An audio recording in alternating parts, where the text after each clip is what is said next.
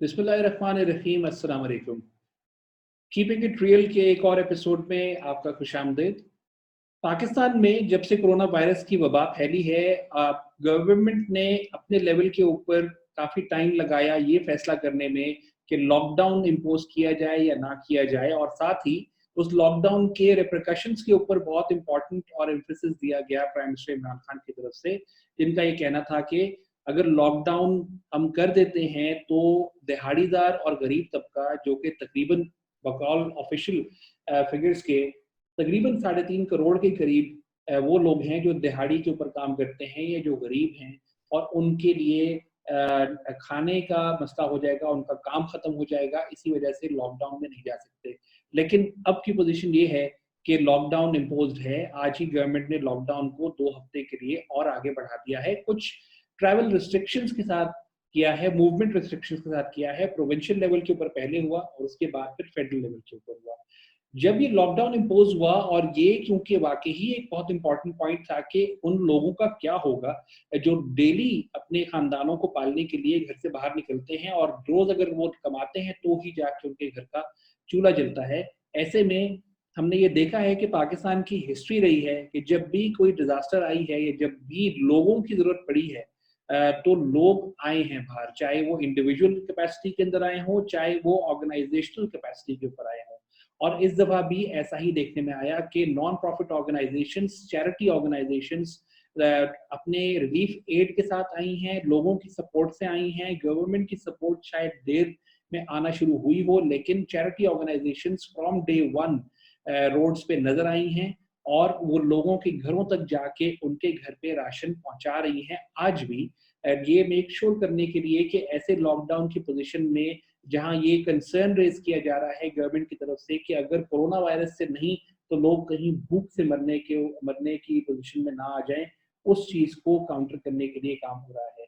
ऐसे में जहां बहुत अच्छा काम हो रहा है वहां कहीं ना कहीं कोई ना कोई कोताहियां भी की जा रही हैं, जैसे कि लोगों का मजमा इकट्ठा करना, लोगों को रिलीफ एड देते हुए अफसोस से कहना पड़ता है कि उनकी तस्वीरें लेके लगाई जाना, और एक एक बंदे को अगर एक साबुन भी दिया जा रहा है तो उसके साथ 5-5 लोग खड़े होके तस्वीरें खिंचवा रहे थे। तो ये अल्लाह ताला कहते हैं कि जब देने वाला हाथ हो तो दूसरे हाथ को नहीं पता चलना चाहिए, लेकिन कहीं ना कहीं हमें वो कोताहियां नजर आई। लेकिन बहरहाल एक ये काम शुरू किया गया है, ऑर्गेनाइजेशंस काम कर रही हैं। रिसेंटली एक report I United states commission on international relations freedom की तरफ से, जिसमें उन्होंने बहुत सख्त अल्फाज इस्तेमाल किए पाकिस्तान की कुछ चैरिटी ऑर्गेनाइजेशंस के लिए, जिसमें उन्होंने ये कहा कि पाकिस्तान में कुछ चैरिटी ऑर्गेनाइजेशंस, खास तौर पे कराची में जो काम कर रही हैं, उन्होंने हिंदूज और क्रिश्चियन माइनॉरिटीज को मना कर दिया राशन या फूड एड देने से, और कहा, ये कह के मना किया कि ये राशन या ये सप्लाईज जो है ये सिर्फ मुसलमानों के लिए। ये कंसर्न जब उनके आए हैं आज, या एक आध दिन पहले की ये खबर है जिसमें से उनकी तरफ से एक पूरी प्रेस रिलीज इसके ऊपर आई है, और मैं आपको वो प्रेस रिलीज से कुछ पोर्शंस कोट एंड कोट पढ़ के सुनाता हूँ। USCIRF is troubled by the reports of flood aid. USCIRF is troubled by the reports of food aid being denied to Hindus and Christians amid the spread of COVID-19 in Pakistan. These actions are simply reprehensible, and Pakistan needs to take cognizance of this going on situation. इस report में ये भी कहा गया कि prime minister Imran Khan ने इस बारे में जिक्र किया, और वो चाहें तो इस मौके को लेके इस रस्ते को हैंडल करने का तरीके को लीड कर सकते हैं, लेकिन माइनॉरिटीज को साथ रखना पड़ेगा। ये सारा जो कंसर्न रेज किया गया, ये एक ऑर्गेनाइजेशन को और एक इंसिडेंट को लेके किया गया जो कहीं ना कहीं शायद कराची में हुआ। उसकी 2 स्टोरीज थी।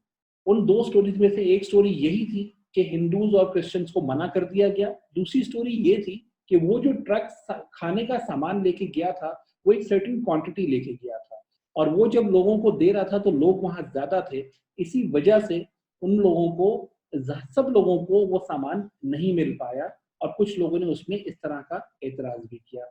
एक और ये भी कहा गया कि जब, क्योंकि सारी जो ऑर्गेनाइजेशंस काम करती हैं तो ये डेटाबेस मेंटेन करती हैं, ये शनाख्ती कार्ड नंबर इनको चाहिए होते हैं, अगर कोई वहाँ पे बाहर मौजूद है जिसके पास शनाख्ती कार्ड नहीं है, तो उसको ये कहा जाता है कि आप जाके अपना शनाख्ती कार्ड लेके आइए, क्योंकि हमें अपने डेटा में एंट्री करनी है। तो उस वजह से भी कुछ लोग रह जाते हैं, लेकिन ऐसा नहीं है कि उनको मना कर रहे होते हैं।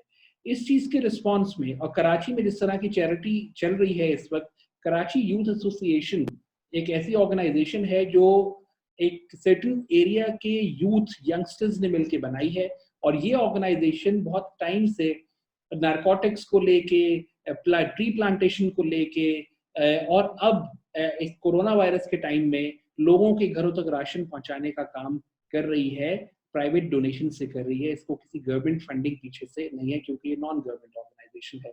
हमारे साथ आज इसी मामले को और इस चैरिटी कैंपेन को जो कराची में चल रही है, ये पूरे पाकिस्तान में चल रही है, उसको डिस्कस करने के लिए मौजूद हैं Arsalan Mughal, president of Karachi youth association. Arsalan, thank you so much for being on keeping it real. कैसे हैं आप? Thank you Hamza. आपको बहुत बहुत शुक्रिया, आपने मुझे जो है वो मौका दिया अपना मौक़िफ़ रखने का।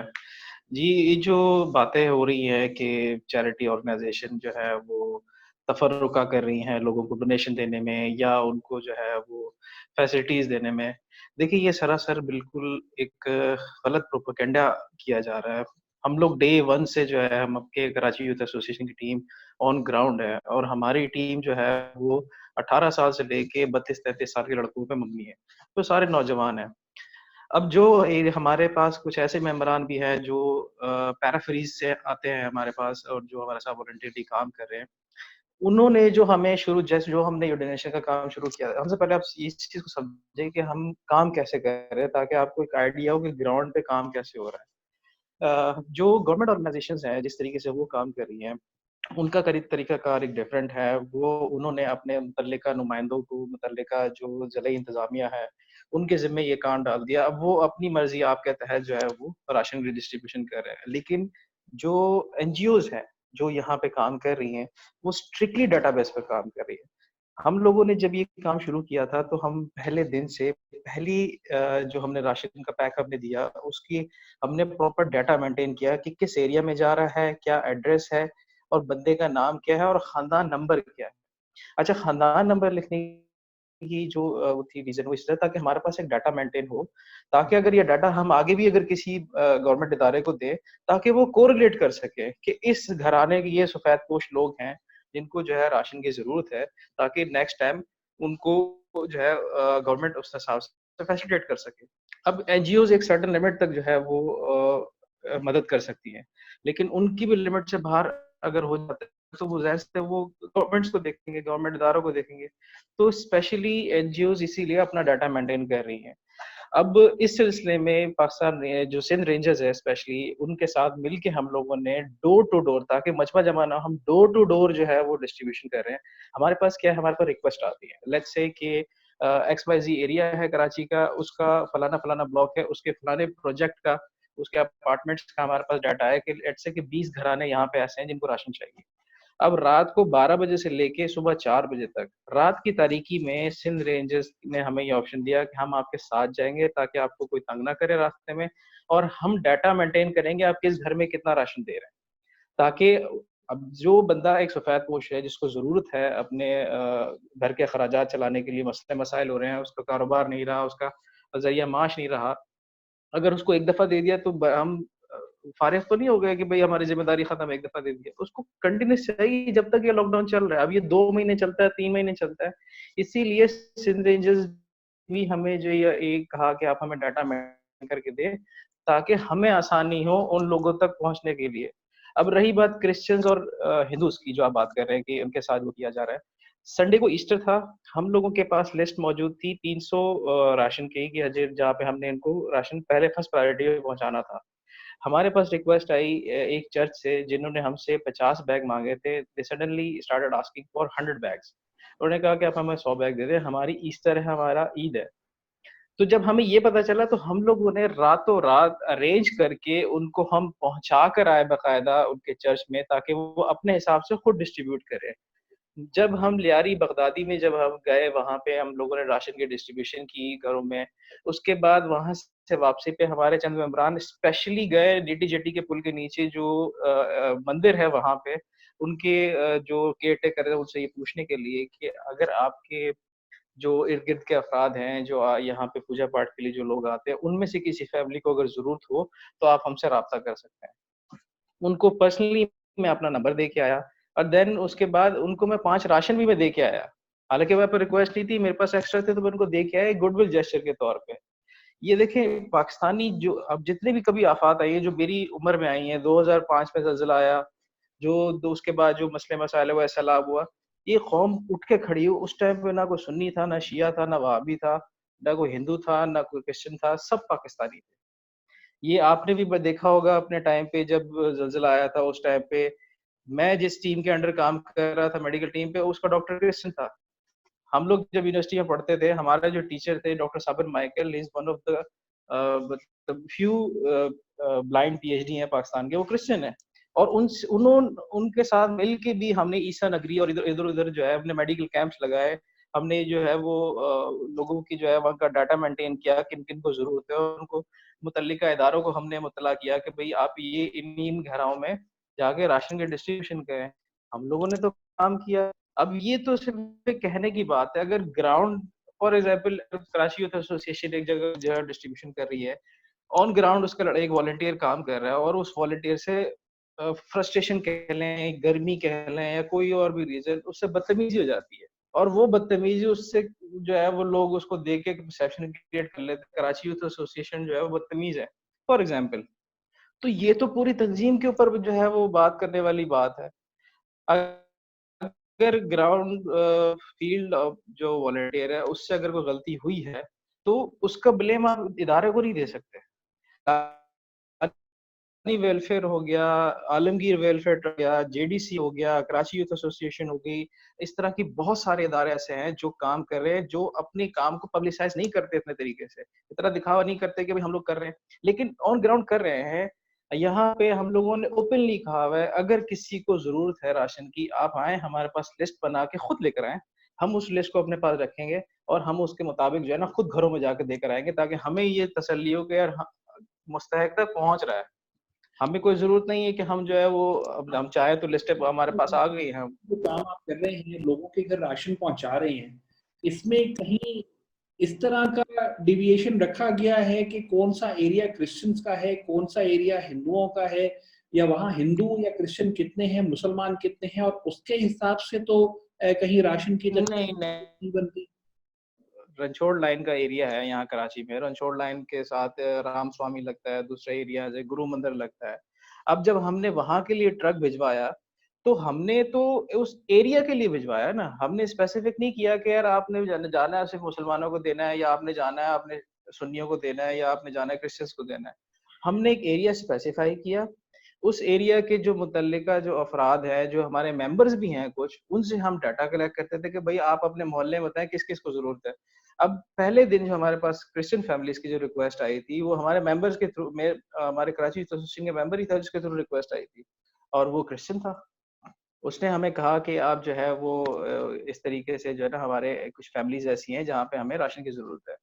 उनको उसने पर्सनली मुझे कॉन्टैक्ट किया, मैंने जो है वो पर्सनली अपने बिहाफ़ पे जो है वो उसको मैंने डोनेट किया। अब हमने तो कोई डिफरेंशिएट नहीं किया और जितनी भी तंज़ीमें कर रही है, जो ऑन ग्राउंड हमें मिलती हैं, जिनके साथ हमारी कोऑर्डिनेशन रहती है, जिनके साथ हमारा राब्ता रहता है, उनमें से भी किसी ने भी हमारे साथ ऐसी कोई ज़िक्र नहीं किया या कोई ऐसी बात नहीं की या उनके काम करने का तरीक़ाकार में हमने कोई ऐसी चीज़ नहीं देखी, जिसमें हम ये कह सकें कि वो डिविएट कर रहे हैं या कोई डिफरेंशिएट कर रहे हैं कि किसको मुस्तहिक समझें, किसको ना समझें। तो ऐसा तो एक परसेप्शन बनाना बहुत गलत है मेरे ख़्याल से। कराची यूथ एसोसिएशन बहुत सारे कामों में एक्टिव रही है।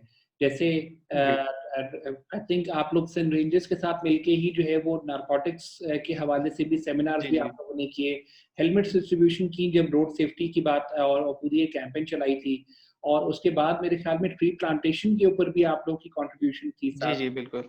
अब जो आप लोग चैरिटी और ये फूड सप्लाईज़ का वो कर रहे हैं, अभी तक कितना आप लोग उस घरों को कैटर कर चुके हैं? और कौन-कौन से एरियाज़ हैं? मतलब कुछ एरिया स्पेसिफाई किए हुए हैं कि यहाँ पे वो कैटेगरी ज़्यादा है लोगों की, और डिस्ट्रीब्यूशन का प्रोसीजर क्या रखते हैं? क्योंकि मैंने ये देखा है कि बहुत सारी जगहों के ऊपर लोग इकट्ठे हो जाते हैं, लोगों को एक साथ लाइनें लग जाती हैं। अभी आपने देखा होगा प्राइम मिनिस्टर के जो वो कैश रिलीफ का जो प्रोग्राम है, उसके ऊपर भी इस तरह की बेज़ाब्तगियाँ नज़र आईं। तो क्या आप लोग इस चीज़ का जी, एहसास आप करें? बिल्कुल ठीक कह रहे हैं। हम लोग भी जब स्टार्टिंग में हम लोगों ने ये शुरू किया था, तो हमसे भी बेज़ाब्तियाँ हुईं, कि रश लग गया था, लोगों का बहुत ज़्यादा हजूम इकट्ठा हो गया था। ये ख़ास तौर पे लियारी में ये हुआ था, जब हम फर्स्ट टाइम लियारी में गए थे। तो सेकंड टाइम हमने ये किया, हमने पहला डाटा कलेक्ट किया, उसके बाद उसके मुताबिक हम लोगों ने जो है वो सामान पहुँचाया, एक जगह जा इकट्ठा किया किसी एक के घर में। हमारे वो 95% होता है किसी न किसी हम मेंबर के घर में जो है वो राशन इकट्ठा करते हैं और वहाँ से लड़के हमारे खुद घर डोर टू डोर जाके दे के आते हैं। अब मोस्टली हम लोग जो है वो ज़्यादातर रात की टाइम ही जो है वो राशन की डिस्ट्रीब्यूशन करते हैं ताकि उनकी पर्दादारी भी रहे। अब रही बात एरियाज़ की, किन-किन एरियाज़ को हमने टारगेट किया है। हमने गडाफ सिटी को किया है, हमने स्कीम 42 को किया है, मलई डेवलपमेंट अथॉरिटी का एरिया है। ये वो पैराफ्रीज़ है जहाँ पे उन लोगों को नहीं पता कि हमारी यूसी कौन-सी है, हमारा नाज़िम कौन है, हमारा एमपीए कौन है। ऐसी-ऐसी जगहों पे भी हमने जो है वो किया है।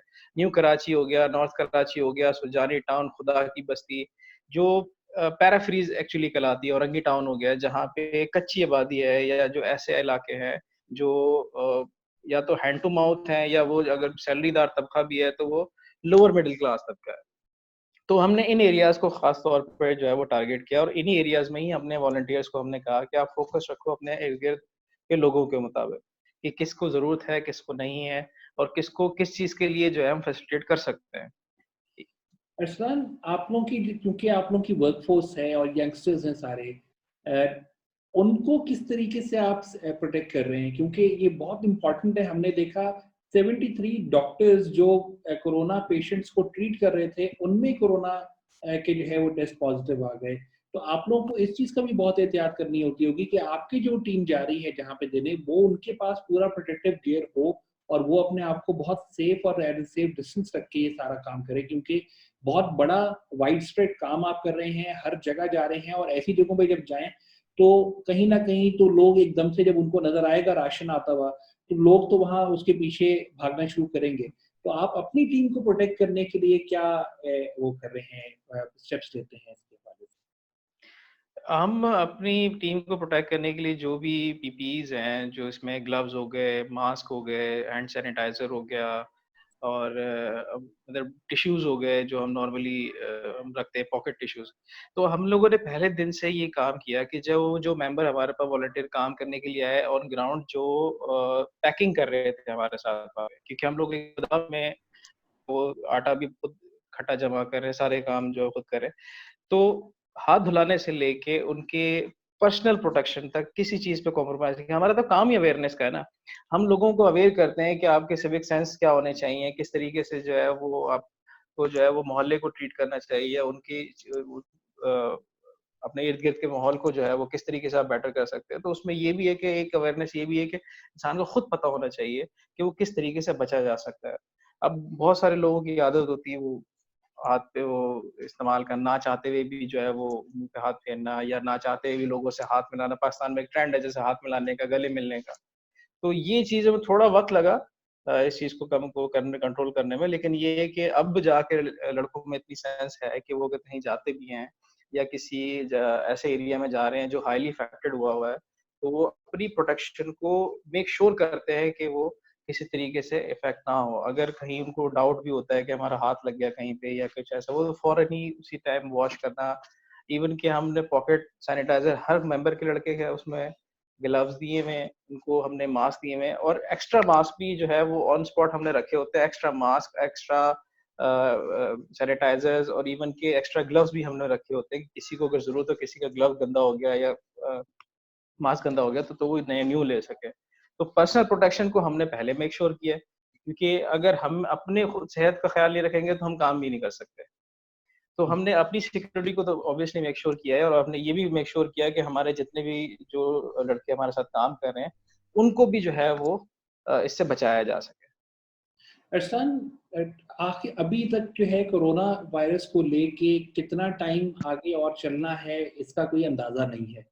और ज़ाहिर-सी बात है, जब इस तरह का मामलात होंगे और दुनिया में जिस तरह का हम रिस्पॉन्स देख रहे हैं, हमारी गवर्नमेंट भी ये कह रही है कि आने वाले वक़्त बहुत क्रिटिकल है, केसेज़ बहुत ज़्यादा हो सकते हैं। ऐसे वक़्त में आपको क्या लगता है कि ये जो फूड सप्लाइज़ का कैम्पेनिंग है, इसका जो एड सप्लाइज़ का काम है, ये कितना अरसा तक सस्टेनेबल है? क्योंकि अभी तो चलें कि अभी अभी आपको आइडिया भी नहीं है कि आगे हो सकता है 6 महीने, 4 महीने, अल्लाह ना करे इतना लंबा चले, लेकिन अगर चलता है, तो क्या आपके पास पीछे आपकी डोनेशन ड्राइव या लोग इतने हैं जो आपको सपोर्ट करते हैं कि आप अगर आगे 6 महीने तक भी एक फैमिली को आपको राशन हर महीने देना पड़े और उनके पास लिस्टिंग भी आपके पास जब पहले बन जाएगी तो दोबारा पहुँचाना आसान हो जाएगा। लेकिन आपके पास क्या इस तरह की पीछे बैकअप है या लोग इतने हैं जो आते हैं आगे बढ़ के सपोर्ट करते हैं चैरिटी ऑर्गेनाइजेशंस को? नहीं, लोग बे बिल्कुल चैरिटी करते हैं। कराची जो है वो नो डाउट पूरे पाकिस्तान में सबसे ज़्यादा चैरिटी देने वाला शहर है। लेकिन बात ये है कि मेरा पर्सनल ओपिनियन है ये कि जब तक हमारी हुकूमती इदारे और हमारे फलाही इदारे मिल बैठ के एक स्ट्रैटेजी नहीं बनाते और उस स्ट्रैटेजी के मुताबिक जो है वो उसको इम्प्लीमेंट नहीं करते, तब तक ये राशन का या ये लोगों के घरों में जो है वो चीज़ें पहुँचाने का ये मसला हल नहीं हो सकता। एक इदारा कोई भी है, फॉर एग्ज़ाम्पल जो कराची का सबसे बड़ा इदारा है, उसका अगर हम ज़िक्र करें, वो भी अगर एक एरिया में काम करती है, तो उस एरिया को वो सँभाल सकती है, पूरे शहर को वो नहीं सँभाल सकती। अब अगर एक शहर के अंदर 10 एनजीओज़ काम कर रही हैं, लेट्स से कि कराची के 6 डिस्ट्रिक्ट हैं, 6 डिस्ट्रिक्ट में से एक डिस्ट्रिक्ट में कराची यूथ एसोसिएशन काम कर रही है, एक डिस्ट्रिक्ट में सैलानी वेलफेयर काम कर रही है, एक डिस्ट्रिक्ट में जे जेडीसी काम कर रही है, तो भी एक इफ़ेक्टिव हम एक वर्क प्लान बना सकते हैं। लेकिन अगर सारी तंज़ीमें पूरे शहर में कर रही है, अब जिस गली में मैंने डोनेशन किया, जहाँ पर राशन मैंने बाँटा, उसी गली में दूसरी तंज़ीम भी आके जो है वो बाँट रही है, तो उस गली को तो डबल मिल गया ना, जिस गली को नहीं मिला वो तो बेचारे भूखे रह गए। तो जब तक एक जामिया वर्क प्लान नहीं बनेगा और ये हुकूमत इस चीज़ को डिफ़ाइन नहीं करती कि किस तरीके से काम किया जाएगा और किस तरीके से काम फलाही इदारे कर सकते हैं, तब तक ये मसला जो है वो रहेगा। लोग भूखे भी मरेंगे, शहर के अंदर लोग जो है वो भूख के मारे चोरी डकैतियाँ भी करेंगे। ये हुकूमत जब तक संजीदगी से इस चीज़ को लेके नहीं चलेगी, ये बहुत चलेगा। और ये आप देख लीजिएगा जिस तरह से जो इंफ्रास्ट्रक्चर है कराची का या पाकिस्तान का, अगर खुदा न खास्ता कोरोना वायरस का आउटब्रेक जो एक्सपेक्टेड है 90% इट्स एक्सपेक्टेड कि 4 से 5 महीने पाकिस्तान के ले जाएगा। लेकिन अगर 4 से 5 महीने ये पाकिस्तान के लेके जाता है, तो पाकिस्तान का जो सप्लाई चेन का जो सिस्टम है, वो भी बहुत ज़्यादा डिस्टर्ब हो जाएगा। क्योंकि एक सूबे में राशन की कमी हो जाएगी, तो दूसरे सूबे में वाफ़र मिकदार में लोग ज़ख़ीरा अंदोज़ी करके बैठे होंगे। तो मेरा पर्सनल ओपिनियन है कि हुकूमत को एक जामिया वर्क प्लान बनाना चाहिए अगले 6 महीने तक का, जिससे राशन भी और उनकी हेल्थ को भी जो है मेक श्योर किया जाए कि हम अपने सिविलियंस को या सिटीज़न्स को हम किस तरीके से बचा सकते हैं। सिर्फ फलाही इदारे जो है वो बहुत भी कुछ कर लेना तो 10% भी इमदाद नहीं कर सकते। तो अगर वो करोड़ों अरबों रुपया भी फलाही इदारे लगा दें, वो 10% भी नहीं कर सकते। एक मुल्क को कैटर करना और एक इलाके को कैटर करना बहुत फ़र्क है। बिल्कुल ठीक है। बहुत शुक्रिया अरसलान। नाज़रीन, आपने सुना कि फलाही इदारे अपना काम कर रहे हैं। कुछ चीज़ें बहुत इम्पोर्टेंट हैं जो अरसलान ने मेंशन की। एक, जब कोई आफ़त आती है, तो वो मज़हब देख के नहीं आती। इसी तरीके से जब उस आफ़त के लिए लोगों तक पहुँचने की, उनकी मदद करने की कोशिश की जाती है, तो वो भी बगैर किसी मज़हब, किसी रंग, किसी नस्ल को देखे बगैर किया जाता है। जो ज़रूरतमंद है, वो ज़रूरतमंद है। उसकी मदद करना सबसे पहली प्रायोरिटी है और वही काम पाकिस्तान में सालों से होता आ रहा है। ये मत भूलिए, मुस्लिम उम्मा में पाकिस्तान, बल्कि दुनिया में पाकिस्तान का नाम दुनिया के सबसे ज़्यादा चैरिटी देने वाले ममालिक में आता है और चैरिटी के काम करने वाले ममालिक में आता है। माना हमें शायद अपनी गवर्नमेंट से इतनी खुशियाँ ना मिली हों या हमें उनके ऊपर एतबार ना हो, लेकिन ये बात तो बहरहाल तय है और ये मेरा अपना आँखों देखा है, मैं आई विटनेस हूँ इस चीज़ का कि जब ज़रूरत पड़ी है, तो पाकिस्तानी किसी से पीछे नहीं हटे, बढ़-चढ़ के जो होता है, वो सामने आपके रख देते हैं और वो ये नहीं देखते। रमज़ान में कराची एक वो शहर है जहाँ पे अफ्तार के टाइम अगर आप चाहें तो आप चाहे खाते पीते घर के हों या चाहे आप किसी गरीब घर के हों या आपके पास खाने को ना हो, आप जाइए वहां पे, आपको रोड पे भी अफ्तारी मिल जाएगी। लोग भाग भाग के आके देते हैं वहां पे, रोडों के साइडों के ऊपर आपको पूरा रमजान आपको खाना मिल जाएगा और आप बहुत पेट भर के बहुत अच्छा साफ सुथरा खाना आपको वहां पे दस्तयाब होगा। ये लोग करते हैं, ये वो लोग हैं जो कई दफा ऑर्गेनाइजेशंस का हिस्सा नहीं होते, ये लोग खुद कर रहे होते हैं, अपना नाम तक नहीं लेके आते सामने। तो ये सवाल पाकिस्तान के ऊपर लाना कि पाकिस्तान में कुछ ऑर्गेनाइजेशंस डिस्क्रिमिनेशन कर रही हैं इस बेस के ऊपर कि जरूरतमंद को उसके घर पे खाना नहीं पहुंचेगा, माजरत के साथ ये कहीं ना कहीं एक किसी न किसी शायद एक छोटे से इंसिडेंट जो शायद कोई और वजह से हुआ हो, उसको किसी और रंग में रंगने की कोशिश है और ये बहुत गलत है। लेकिन बहरहाल चाहे कोई कुछ भी कहे, हमारे लोग जानते हैं कि किस तरह से इन मामलों को देखना है। ये कोई पहली दफा नहीं है पाकिस्तान में डिजास्टर आया हो, और जिस तरह की ऑर्गेनाइजेशन कराची यूथ एसोसिएशन है और ऑर्गेनाइजेशंस हैं, एक बहुत इम्पॉर्टेंट बात इसमें ये है कि नेशनल पॉलिसी बनाने की जरूरत है। और नेशनल पॉलिसी बनाने के लिए आपको अगर लोगों तक पहुंचना है तो यही चैरिटी ऑर्गेनाइजेशंस हैं जिनकी मदद से, जिनके साथ मिलके आप उन लोगों तक पहुंच सकते हैं। अरसलान ने बिल्कुल ठीक बात की कि चैरिटी ऑर्गेनाइजेशन जो है वो एक लंबे अरसे तक जो है वो अपनी ड्राइव नहीं चला सकती।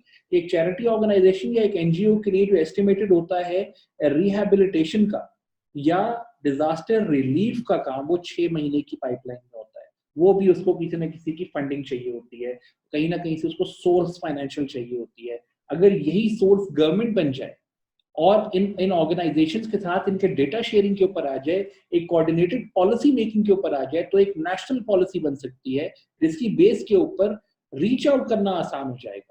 रीच आउट करने से मतलब ये है उन लोगों को ट्रेस करना, उन लोगों तक पहुंचना और उन लोगों के घरों पे राशन पहुंचाना, चाहे कैश सप्लाई पहुंचाना। ये सब काम आपको ना टाइगर फोर्स बनानी पड़ेगी, ना कुछ और करना पड़ेगा। इन एनजीओ के पास अपने काम करने वाले लोग इतने मौजूद हैं और हर जगह मौजूद हैं। इन एनजीओ को आप साथ अगर ऐड कर लें तो आपकी इस रिलीफ एक्टिविटी एक बहुत कोऑर्डिनेटेड और बहुत टारगेटेड तरीके से चल सकती है, क्योंकि जैसे अरसलान की का ऑर्गेनाइजेशन डेटा मेंटेन कर रही है, ऐसे और भी लोग डेटा मेंटेन कर रहे हैं। और अगर उनका डेटा आप गवर्नमेंट के साथ, गवर्नमेंट चाहे तो ये शेयर भी कर देंगे, और अगर आप चाहें तो ये आपके साथ कोऑर्डिनेट करके अपनी ड्राइव को आपकी ड्राइव का हिस्सा बना के भी चल देंगे। जरूरत इस बात की है कि लोग इस वक्त में, जब लोग अपने घरों में बंद हैं, जब लोगों के काम छूट चुके हैं, जब लोग बेचारे परेशान हैं ना सिर्फ कोरोना से, बल्कि वो गरीब लोग जो रोज कमाने वाले थे वो शायद अपने घर में अपने बच्चों को खाना खिलाने के लिए भी परेशान है। कहीं ऐसा ना हो कि हम ये कोऑर्डिनेटेड पॉलिसी, नेशनल पॉलिसी बनाने में भी हम देर कर दें और आगे जाके हमें ये एहसास हो कि ये भी एक पेंडेमिक की शक्ल बन गया है, एक आउटब्रेक की शक्ल बन गया है। तो एक कोरोना वायरस आउटब्रेक के साथ साथ कहीं हमारे साथ हंगर आउटब्रेक का हमला भी ना हो जाए। It's better to do this right now then being sorry in the future. And I think इस वक्त सही वक्त है, चाहे देर सही, लेकिन अभी भी ये मौका है कि गवर्नमेंट एक नेशनल पॉलिसी की तरफ जाए जो रिलीफ के ऊपर बेस्ड हो, और उसके जो स्टेक होल्डर्स हों वो एनजीओज हों, वो ऑर्गेनाइजेशंस हों जो इस वक्त ऑन ग्राउंड काम कर रही है, ना कि एक अपनी कोऑर्डिनेटेड पॉलिसी बना के आप रीच आउट करने की कोशिश करें, एक फ्रेश स्टार्ट करने की कोशिश करें। अरसलान, आपका बहुत शुक्रिया।